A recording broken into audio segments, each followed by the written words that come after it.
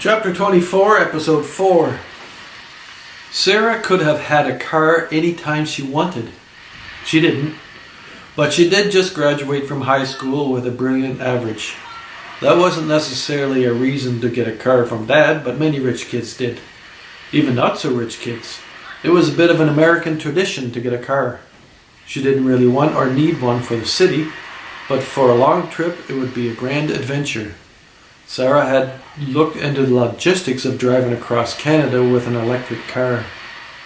Canada was like the States, a little slow on catching up to world trends. It had caught up with networking. That made it possible to set up co-op charging stations. She decided on the car she had crashed. There was no way to buy a new one. Tesla cars were usually sold 6 months before they were made.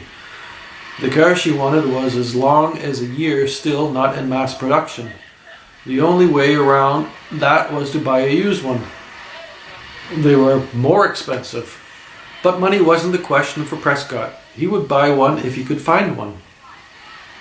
For sale were none, but he found an owner that would talk to him because he knew his name. "My daughter wants one for her trip. It's so hard to get the girl to want anything, these millennium kids, that when she does want something, it becomes my hobby. This isn't a normal car. It's more like an electric rocket. She's driven one. I'll tell you what I can do." The man calculated how long it would take to get a replacement, how much it would cost to lease a car till then, how frustrating that time would be to drive an inefficient dead animal fueled, oh, he hated those awful things. But he also knew that he was doing a powerful man a favor.